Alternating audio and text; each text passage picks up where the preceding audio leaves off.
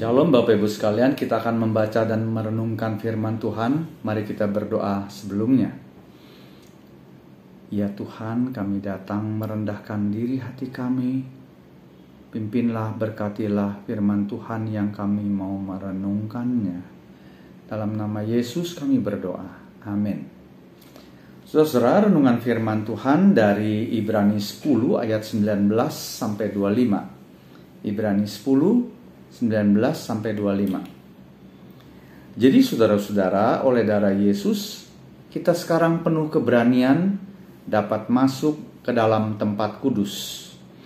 Karena Ia telah membuka jalan yang baru dan yang hidup bagi kita melalui tabir, yaitu dirinya sendiri.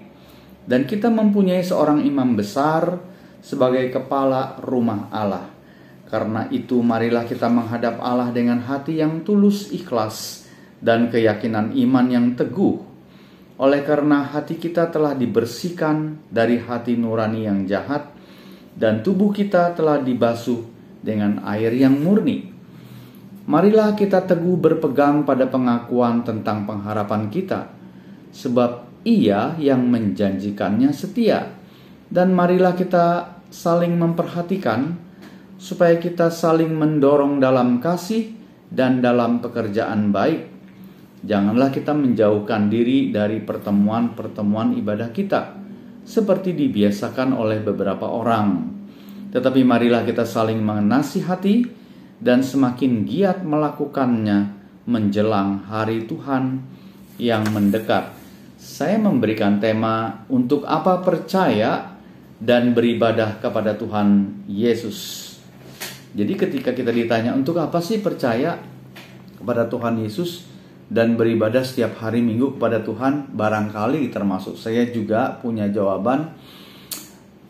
Sudah tradisi sih, kan papa mama saya, orang tua dan juga opa oma udah pada ke gereja. Saudara-saudara juga ke gereja semuanya. Jadi kalau nanti ditanya kenapa gak ke gereja, gak enak dong. Kenapa percaya kepada Tuhan Yesus? Ya memang Dia adalah Tuhan. Ya kira-kira seperti itu. Kenapa kita percaya beribadah? Ya sudah tradisi dan Tuhan itu baik. Nah tetapi menarik Bapak Ibu sekalian, di dalam pembacaan kita dari 19 sampai 25 ayatnya ya, dari Ibrani 10. Yang pertama saya mau katakan pada ayat 23 bahwa kita diminta berpegang teguh pada pengakuan dan pengharapan. Jadi mengapa kita percaya dan beribadah? Karena ada pengharapan dalam Yesus. Dan Yesus yang menjanjikannya itu setia, nggak bohong. Dia setia. Janjinya apa sih? Keselamatan kekal dalam Kristus Yesus. Kemudian yang menarik di bagian awal, ayat 19, dikatakan kita penuh keberanian. Keberanian apa? Dapat masuk ke dalam tempat kudus. Mengapa? Karena oleh darah Yesus. Nah di sini Bapak Ibu sekalian, di dalam perjanjian lama, misalnya di dalam Keluaran 3 ayat 5 dan Imamat 10 ayat 1-3, ini gak sembarangan orang bisa masuk ke tempat kudus Tuhan, ke hadirat Tuhan. Bahkan Musa saja waktu melihat perapian api yang menyala-nyala, tanggalkanlah kasutmu, tempat engkau berdiri itu kudus. Nah kemudian kita melihat juga di dalam Imamat 10 ayat 1-3, anak Imam Harun, siapa itu? Nadab dan Abihu, dia mati, hangus, kebakar. Aduh kejam amat ya. Iya, gak boleh sembarangan akan kekudusan Tuhan. Nah hari ini di dalam zaman kasih, setelah Yesus datang ke dalam dunia, Dia memberikan tempat kudusnya itu untuk dimasuki.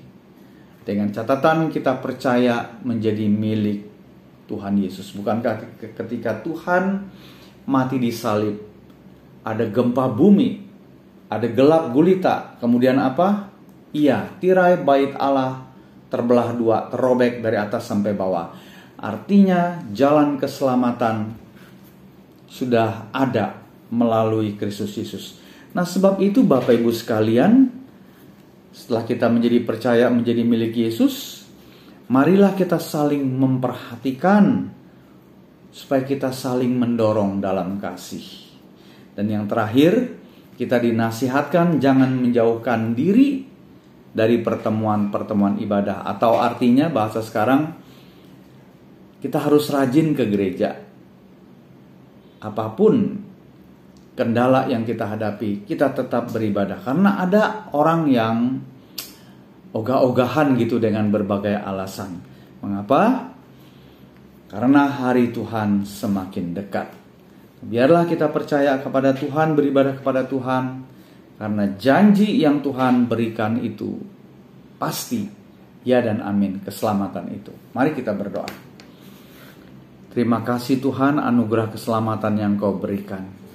Biarlah Tuhan, mengapa kami percaya, mengapa kami beribadah kepada Tuhan. Karena Engkau yang menasihatkan kami untuk kami tidak menjauhkan diri dari pertemuan ibadah, untuk kami saling menasihati dan menguatkan. Tolong jemaat-Mu yang di dalam masalah keuangankah, kesehatankah, masalah di dalam rumah tangga, komunikasikah yang tidak baik, Tuhan menolong, Tuhan memberkati. Dengarkanlah doa kami Bapa, dalam nama Yesus kami berdoa. Amin. Tuhan memberkati.